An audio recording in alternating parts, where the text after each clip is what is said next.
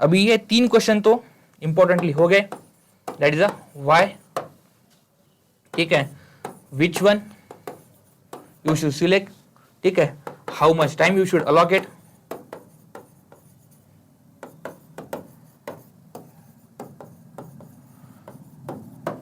अभी 4th important, ठीक है, that is a notes making. क्या ये करना चाहिए नहीं करना चाहिए न्यूज़पेपर से, और करना चाहिए फिर कैसे करना चाहिए? करना चाहिए notes making, notes making is a important one, ये करना ही चाहिए, this is a important one, ये करना ही चाहिए। You should make a notes from the newspaper, but major is the how to make a notes.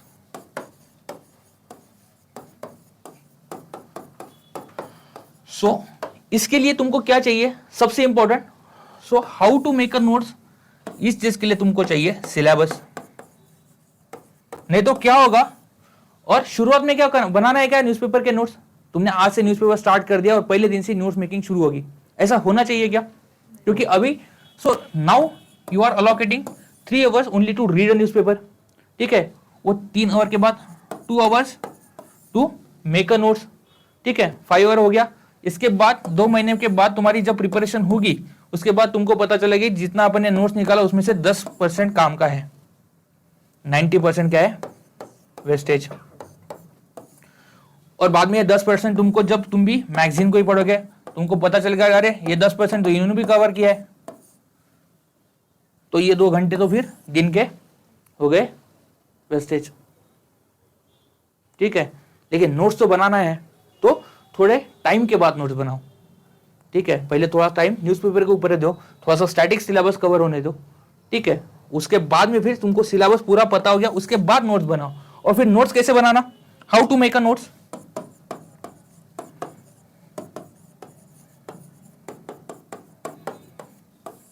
How to make a notes. अभी ये how to make a notes के लिए तुमको ये पता चाहिए कि न्यूज़पेपर में पढ़ना क्या है, व्हाट टू रीड। तुमको अगर ये पता है तो ही तुम नोट्स में रख सकते हो। तो पढ़ना क्या है, क्या पढ़ना है न्यूज़पेपर में, कौन सा पढ़ना है, कैसे पढ़ना है, ठीक है, लेकिन पढ़ना क्या है, अभी क्या देखना है न्यूज़पेपर में तुमको, करंट अफेयर्स, वो तो तुमको मैगजीन में भी मिलने वाले हैं, सिलेबस वाइज, सेक्शन वाइज, बस इतना ही। क्या खास बात न्यूज़पेपर में आने वाली है जो तुमको बाकी यहां नहीं मिलेगी, ऐसी कौन सी बात रहेगी? न्यूज़पेपर में इंफॉर्मेशन आती है, इंफॉर्मेशन वो तो मैगजीन में भी आती है, वो ज्यादा आती है बहुत, न्यूज़पेपर में उतना ही आता है जितना कल हुआ, कोई स्कीम आ गई तो उतनी आएगी, फिर रिलेटेड बाकी स्कीम्स तो नहीं आएगी। और एक बात, क्या न्यूज़पेपर सिर्फ सफिशिएंट है करंट अफेयर्स प्रिपेयर करने के लिए? नहीं, क्योंकि कोई चीज हो सकता है तुम्हारी छूट जाए, किसी का डिटेल एनालिसिस तुम्हारे पास नहीं हो, इसलिए न्यूज़पेपर के साथ बाकी भी चीजें पढ़ना जरूरी है, दोनों को मिला के। कोई भी क्लास का एक करंट अफेयर्स का मैगजीन, मंथली मैगजीन उठाना, या फिर कुरुक्षेत्र या योजना, वो तो है साइड बाय साइड, जिसमें एक टॉपिक डिटेल कवर किया जाता है, लेकिन मैगजीन कंपलसरी है ऑलमोस्ट, ठीक है, क्योंकि एक डिटेल एनालिसिस वही से मिलता है तुमको टॉपिक का। कोई भी उठा जो तुमको अच्छा लगे, और नहीं उठाया तो भी चलेगा, लेकिन उसके लिए फिर तुमको क्या करना पड़ेगा, कोई तुमको तुम्हारा खुद का रिसर्च करना पड़ेगा फिर टॉपिक के हिसाब से। ऐसा नहीं कि सिर्फ मैगजीन ही, तुम्हारा खुद का रिसर्च करना पड़ेगा फिर। जैसे कोई भी टॉपिक आ गया, जैसे अपन ने 3-4 टॉपिक अभी लिए थे, उसमें से कोई भी आता तो उसका रिसर्च करना पड़ेगा, ठीक है। तो सफिशिएंट सिर्फ न्यूज़पेपर नहीं है, तो पूरा एनालिसिस तुमको वहीं पे नहीं मिलेगा, ठीक है। तो क्या क्या उठाना है, what to read from the newspaper, क्या मिलेगा ऐसा न्यूज़पेपर में अलग जिसको रोज रोज पढ़ना है और जिसका इतना एम्फसाइज है? तुम क्या देखते हो, सिर्फ उठाया न्यूज़पेपर और न्यूज़ देखी, पहले हेडलाइन से स्टार्ट कर दिया, एंड के पेज पर खत्म हो गया, रख दे बाजू में। तुमको यही पता नहीं है कि पहले तो पढ़ना क्या है, ठीक है, तो फिर तुम देखोगे कैसे ना। अगर तुमको किसी चीज को ढूंढना हो तो पहले ये तो पता चाहिए ना कि कौन सी चीज ढूंढनी है। तो घर में जाने के बाद तुमको चावल चाहिए तो तुमको ये पता नहीं चावल ढूंढने हैं, और तुम ढूंढते बैठे, सारे फूड ग्रेन्स फिर बाहर आ जाएंगे, चावल थोड़ी आएंगे, सही है ना। तो what to read from the newspaper, क्या क्या मिलने वाला है तुमको न्यूज़पेपर में? एक टॉपिक मिलने वाला है कि कौन कौन से टॉपिक चल रहे हैं अभी न्यूज़ में, कौन कौन से टॉपिक्स है, फिर इसका डेफिनेटली स्टैटिक सिलेबस से लिंकेज तुमको मिल जाएगा। दूसरा क्या मिलेगा तुमको, फ्रॉम द न्यूज़पेपर एग्जाम्पल्स मिलने वाले जो तुमको बाकी जगह बहुत कम या फिर नहीं मिलने वाले, या फिर पास्ट वाले हिस्टोरिकल एग्जाम्पल्स मिलेंगे। सो करंट एग्जाम्पल्स तुमको कहाँ से मिलेंगे, न्यूज़पेपर से ही। उसके बाद क्या मिलेगा, केस स्टडीज, केस स्टडीज जिसका utilization throughout the preparation है, ठीक है। चारों GS 1 2 3 4 वहां पे भी लिखना है तुमको कहीं कहीं, ठीक है। फिर जैसे कोविड के टाइम में देखा होगा तुमने, IAS अफसर थे राजेंद्र भरूड, उन्होंने अच्छा काम किया तो उनकी एक केस स्टडी आई थी। उसके बाद में धारावी वाली केस स्टडी आई थी, मुंबई का पैटर्न आया था, नागपुर का पैटर्न आया था, ठीक है। अपने यहाँ पे बाहर के भी आए थे, ठीक है। That is case studies example. उसके बाद क्या मिलने वाला है, और क्या मिलेगा,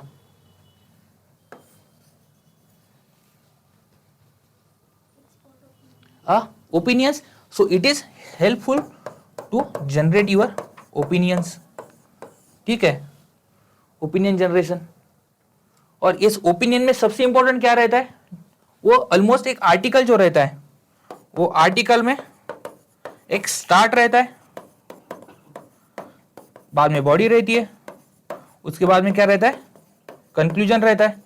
और ये पैटर्न किसका है, that is the essay. Essay is like one of the editorial article where it is the start, then the analysis and then the conclusion with the connectivity। तो यहाँ से तुमको एक essay का पैटर्न मिल जाएगा। तो तुमको ओपिनियन बेस्ड जो तुमको essay में लिखना है वो मिल जाएगा। और स्टार्ट है, इसका मतलब ये कहाँ है, that is introduction। So you will get the one of the good introduction from the newspaper, as like in the end you will find one of the good solutions in the newspaper। That means essay preparation can happen through the newspaper। So these things you should remember। and इसके साथ में फिर तुमको क्या मिलेगा, that is the facts। जो सारे facts, कोई स्कीम आ गया तो फिर स्कीम के बारे में पूरा वो न्यूज़पेपर में कटिंग दिया रहता है। जिसके बजट आ गया तो बजट का पूरा अलोकेशन वगैरह, डिवीजन सब कुछ रहता है वहां पे। तो ऑल द फैक्ट्स, कोई रिपोर्ट आ गया तो रिपोर्ट के बारे में पता चलता है, सारे facts. So all the facts यहाँ पे मिलेंगे। लेकिन ये सारी जो चीजें हैं, इंट्रोडक्शन, कंक्लूजन, एग्जाम्पल्स, ये सारी चीजें तुमको मैगजीन में पूरी नहीं मिलेगी, कम मिलेगी, ठीक है। और उसके बाद में जो मैगजीन पूरा हिंदुस्तान पढ़ने वाला है, एक ही मैगजीन, तो एक सरी का इंट्रोडक्शन रहेगा। लेकिन यहाँ का जो हिंदू का या फिर कोई अगर कोई भी न्यूज़पेपर हो, उसका जो इंट्रोडक्शन कंक्लूजन है वो उसी हिसाब से तो तुम लिखने वाले नहीं हो, ठीक है। वर्ड टू वर्ड नहीं, वो उसको रटा नहीं जा सकता, थोड़ा सा उसको डिफरेंशिएट होगा कुछ तो भी, ठीक है। तो वो सिमिलरिटी चली जाएगी यहां से, ठीक है। तो ये सारी चीजें तुमको न्यूज़पेपर में देखनी है।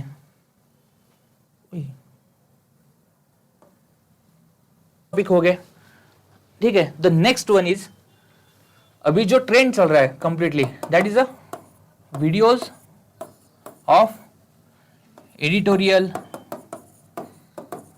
और न्यूज़पेपर एनालिसिस।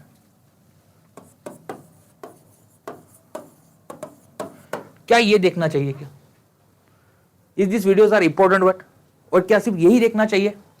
तो recent trend is going on this one, ठीक है। The people are forgetting to read the newspaper and they are completely relying on the editorial analysis and this videos, ठीक है। चलते फिरते क्लास को चल रहे हैं, ठीक है, हेडसेट डाल दिया, ठीक है, फिर वो देख लिया पूरा और सुन लिया, सिर्फ देखा भी नहीं, सुन लिया, उसकी क्या थॉट प्रोसेस वगैरह कुछ भी जीरो, ठीक है। और ये ओपिनियन किसका है, जो वीडियो बना रहा है उसका ओपिनियन है, तुम वो ओपिनियन फॉलो करने वाले हो, सच है ना, ठीक है। तो क्या ये इंपॉर्टेंट है थोड़ा सा, लेकिन तुम्हारा प्रिपरेशन होने के बाद, पहले नहीं, ठीक है। सो तुमको रीडिंग ऑफ द न्यूज़पेपर, इसका कोई अल्टरनेटिव ही नहीं है। वीडियो एनालिसिस वगैरह ये अल्टरनेटिव नहीं है, वो सपोर्टिंग हो सकता है, अल्टरनेटिव नहीं, ठीक है। तुम्हें अगर कुछ समझा नहीं, तुम्हारा कुछ मिस आउट हो गया कि ठीक है 2 दिन के न्यूज़पेपर मिस आउट हो गए, अभी उसको पढ़ने के लिए टाइम नहीं है, तो फिर उसका वीडियो एनालिसिस देखो। तुम्हारा न्यूज़पेपर शुरुआत में खत्म हो गया, ठीक है, और तुमको समझ नहीं रहा है कि क्या पढ़ना चाहिए, कितना पढ़ना चाहिए, कितना टाइम, तुमको डिफिकल्टी आ रही है, तो इसको देख लो, क्योंकि ये 1 घंटे के ऊपर नहीं रहता है ऐसे मुझे लगता है, और जो 1.5x 2x में देखा जा सकता है, तो आधे पौन घंटे में ये खत्म हो सकता है। तो वो तुम्हारा माइंड डेवलप करने के लिए वो देखो, लेकिन सिर्फ इसके ऊपर रिलाई नहीं करना है, ठीक है। That is a reading. और इसका फिर इंपॉर्टेंट क्या है, रीडिंग भी इतना इंफोसाइज क्यों, वीडियो एनालिसिस क्यों नहीं, क्यों रीडिंग पे क्यों? एनालिसिस हमें रिस्ट्रिक्ट करता है। हाँ, वो सेकंड वाला ओपिनियन का एनालिसिस है। यहाँ पे तुम्हारा खुद का दिमाग चलने वाला है आफ्टर रीडिंग, ठीक है। You will open your mind, ठीक है। और ये क्या करेगा तुमको, थॉट्स, थॉट जनरेशन, इसके लिए हेल्प करेगा, thought generation completely. And this thought generation is completely utilizing in the your answer, especially in the GS 3 and the 4, because it is mostly from the current affairs। 4 तो तुमको completely thought basis और opinion basis पे लिखना है। ये हो गया second important, most important of the reading। The recent trend is going on that most of the people or student is failing in the CSAT, that is reading comprehension। It is ultimately a practice of the reading comprehension। Speed ही बहुत कम हो गया, क्योंकि इसका तो आदत ही छूट गई हिंदू बिंदु पढ़ने की, समझ नहीं रहा है क्या है। और वहां पे भी क्या करना है तुमको, एनालिसिस ही करना है, इंटरप्रिटेशन करना है ना ऊपर वाले पूरे पैराग्राफ का। तो ये सारी चीज तो फिर खत्म हो रही है, और people are not getting, they are the backing और because of these things, the drawbacks they are facing because of not reading the any newspaper, only following the any videos वगैरह। ये सारी चीजें इनको फॉलो करे, लेकिन उनको पता ही नहीं कि क्या गड़बड़ हो रही है। उसके बाद में रिजल्ट के बाद तब भी समझता नहीं कि यार यहाँ ये भी गड़बड़ है, एक कि कॉम्प्रिहेंशन का भी गड़बड़ी हो रही है, रीडिंग का स्पीड कम हो गया। तो ये सारे इसके बेनिफिट्स है, ठीक है। तो तुमको वीडियो तो देखना हो तो बाद में देखना, ठीक है, इनिशियली नहीं, पहले तुम्हारा डेवलप करो, स्टैटिक भी अच्छा करो, और उसके बाद न्यूज़पेपर के साथ एक कोई भी मैगजीन, ठीक है, कोई भी मैगजीन, उसके बाद योजना एंड कुरुक्षेत्र, ये तुमको देखना है, ठीक है। लेकिन पूरा वेस्टेज नहीं करना है टाइम इसके ऊपर, थोड़ा थोड़ा देखना है, ठीक है। अभी लास्ट इज अ न्यूज पे फोकस किस पे ऊपर करना है और कौन से न्यूज छोड़ना है, ठीक है। कौन से न्यूज के ऊपर फोकस करना है और कौन सा छोड़ना है। Mostly you should follow the editorial, इसको मिस नहीं करना है। फर्स्ट, जो न्यूज कंटिन्यूएशन में है, कंटिन्यूएशन वाले न्यूज को क्या करना है, शुरुआत में पढ़ना है सिर्फ।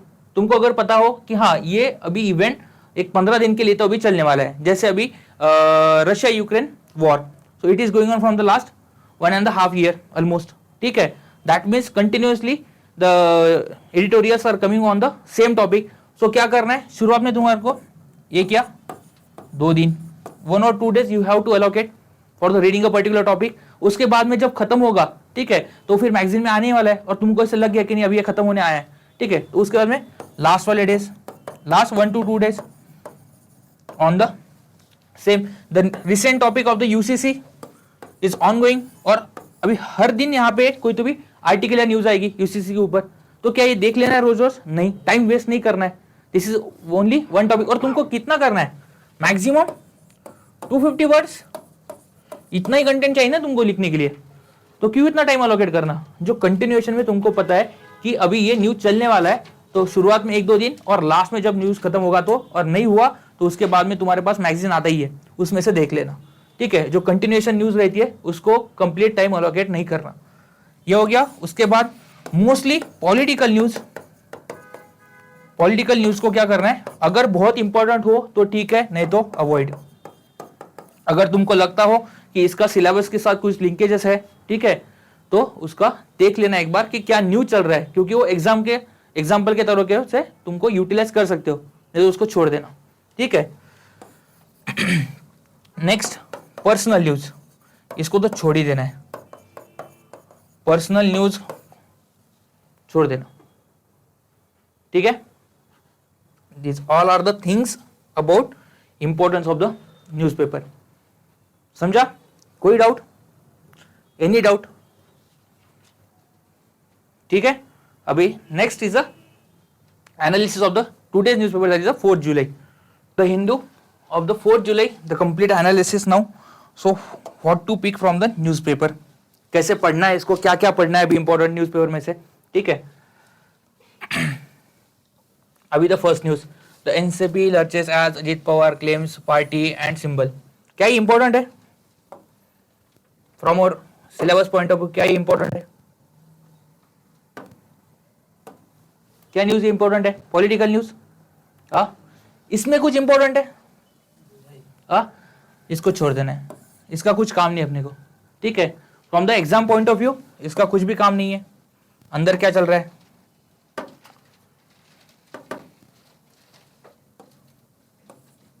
ठीक है, लेकिन इस न्यूज को क्या यूटिलाइज कर सकते हैं. This is nothing but what, it's creating a political crisis. It is a political crisis which is leading to the democratic का क्या है ये, weakness of the democratic system, complete weakness of the democratic system. So how to read a particular news. अब ये news है, ठीक है, इसको सिलेबस से कैसे लिंक करना है न्यूज को. So from the GS2 point of view, if you want to link a GS2 point of view, सबसे पहले एक तो चूज कैसे करना. ठीक है, ये तो अभी लिंकिंग हो गया, तो चूज कैसे करना. तो शुरुआत में तुमको क्या आदत करनी है, आदत डालनी है तुमको, यहाँ पे सिलेबस लिखना है directly. So it is from the GS2 democracy. क्या सिर्फ ये GS2 को लिंक होगा, only GS2. Ethics, it is also the GS4, that is a personal values, it is based on the value system. ठीक है, तो वहां पे लिखना है तुमको GS2 GS4 और कहां पे लिंक हुआ, then only you will get how to link a complete syllabus to the current events topics. और वहां पे भी जब भी तुम लिखोगे कोई भी आंसर तो वो कॉम्प्रिहेंसिव बनेगा. ठीक है, सारी एक तरीके से आंसर लिख पाओगे. और ऐसे में भी वही, तो वहीं पे लिखना है. ठीक है, GS2 GS4 कहां पे लिंक होगा वो, अभी ये तो कुछ काम का नहीं है. ठीक है, तो फिर GS2 को कैसे लिंक करेंगे. तो इंपॉर्टेंस इज डेमोक्रेटिक वीकनेसेस. ठीक है, तो यहां पे फिर क्या most important is the anti defection law. It is link with the anti defection law 10 schedule. So it is highlighting the weakness of the anti defection law. So from your point of view as a aspirant, what is your role, how to strengthen democratic fabric.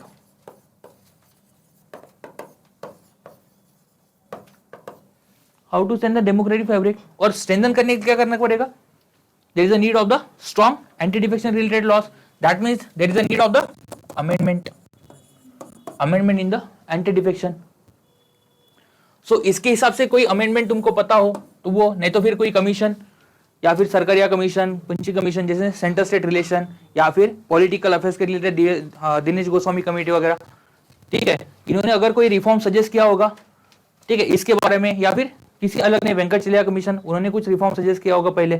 ठीक है, related with this topic और the news, तो वो तुमको पता चाहिए. तो उसके हिसाब से सोचना है तुमको. अगर कोई ऐसा न्यूज मिल गया तो ऐसा कुछ है क्या अपने पास, या फिर हो सकता है क्या, हो सकता है तो फिर तुम उसको सर्च कर लो. तो सर्च उस हिसाब से करना है.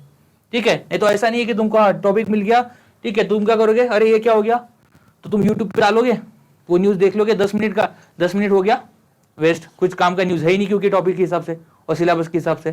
ठीक है, उसको छोड़ देना है. तो इसको इस हिसाब से लिंक करना है, पॉलिटिकल इंस्टेबिलिटी.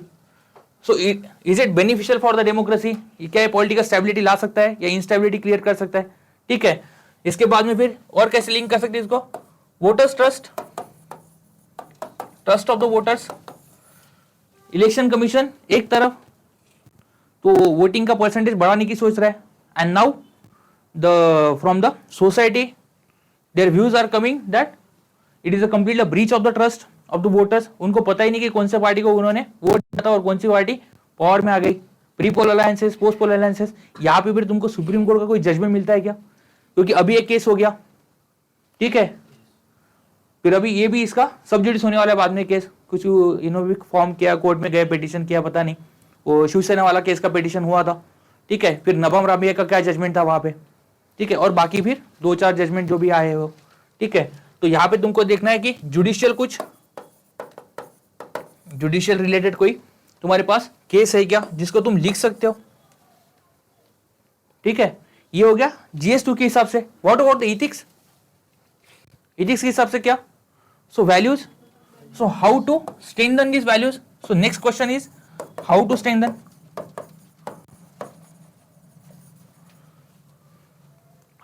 This values. तो इसके हिसाब से फिर क्या, there is a need of the model code of conduct as our earlier vice president said, there is a need of the code of conduct for every MPs. There is a need of the code of ethics, and both these keywords are mentioned in the GS4, code of conduct and the code of ethics. That means we can link this one. Or next is comparison, that this practice is in the India, is it in the Asian society? Because same thing happens in the Pakistan like states, Bangladesh, ठीक है, Sri Lanka, political instability, and is it happening in the waste as well? Is there any similar idea, similar example in the waste, और is it a mature democracy in the waste? क्योंकि वो कहा जाता है ना, India के ऊपर इमैच्योर डेमोक्रेसी उन्होंने इंपोज कर ली है, तो people are not that mature to accept the democracy like the political system. ऐसा वेस्ट का क्रिटिसिज्म है। ठीक है, तो क्या वेस्ट में भी ऐसा कुछ है? तो इस हिसाब से तुमको एक ही आर्टिकल को, ठीक है, लिंक किया जा सकता है from the GS and the from the GS2 and the ethics। ये हो गया इसके बारे में।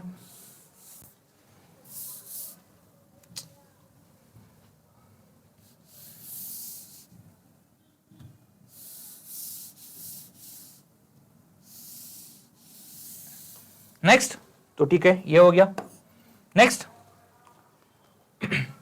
ये article, PM to host the Putin Sharif virtually for SCO summit. अभी क्या इंपॉर्टेंट है यहाँ पे? ये न्यूज क्या इंपॉर्टेंट है? नहीं, इतना इंपॉर्टेंट नहीं है, लेकिन ये SCO, ये कुछ तो भी ऑर्गेनाइजेशन है और GS2 का सिलेबस में है। That is a bilateral, regional and the global groupings, their implication on the policies and programmes of the India, international relation वगैरह, ये सारी चीजें। और अपने DPS में भी है article 51 related with the international relation. तो यहां पे फिर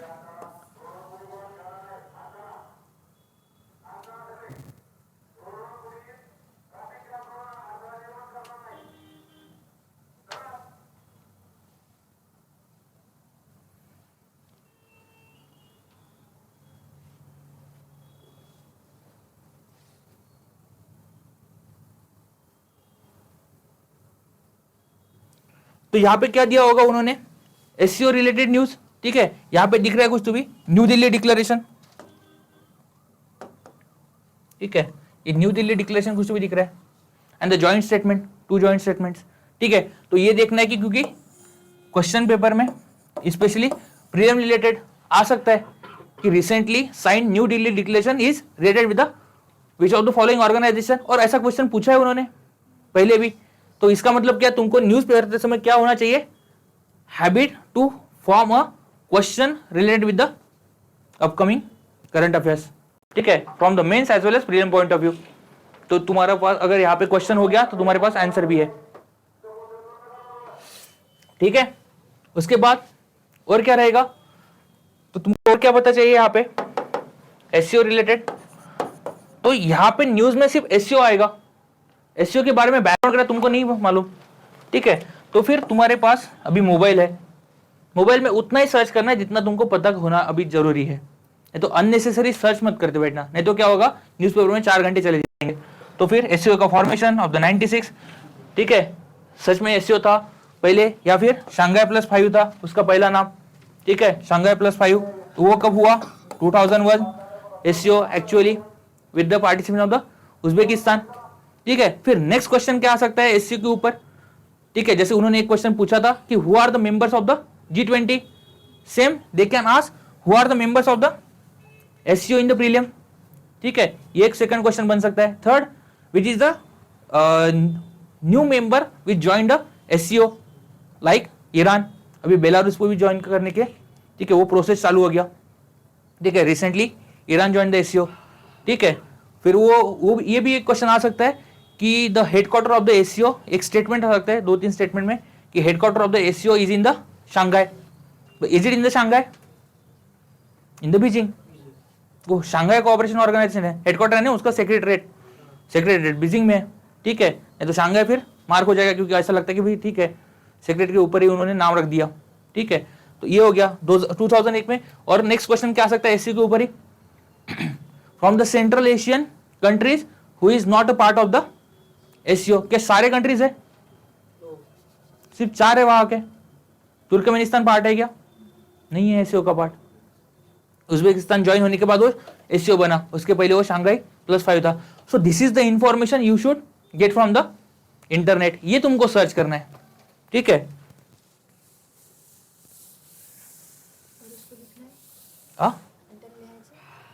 नाही माहित पाहिजे, हा इथे कुठे लिहिणार ना, हाँ नोट्स मध्ये। So this is the notes making, ठीक है।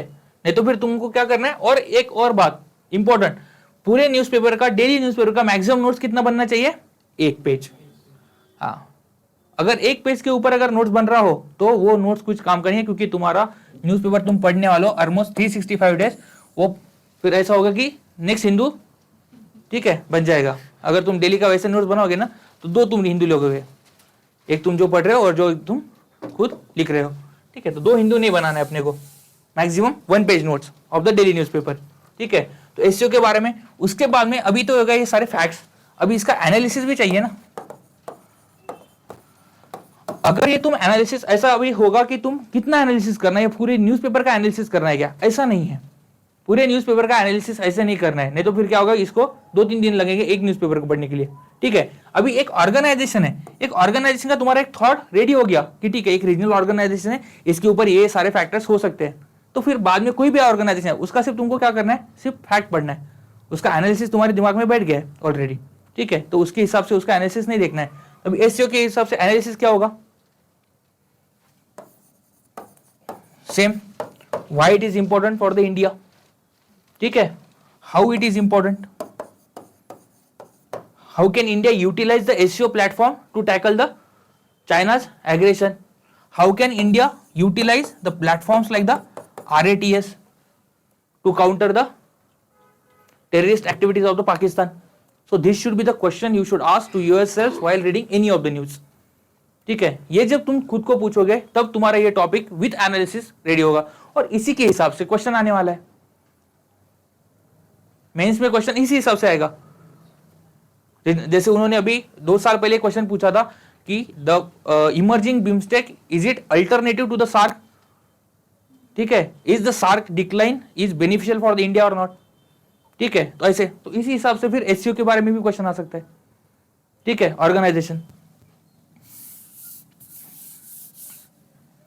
ठीक है। ये हो गया। फिर ये न्यूज इंपॉर्टेंट है, ये न्यूज सिर्फ न्यूज ऊपर का इंपॉर्टेंट है, बाकी इसमें कुछ काम का नहीं है। यहाँ पे फिर देख लेना कि क्या क्या इंपॉर्टेंट है।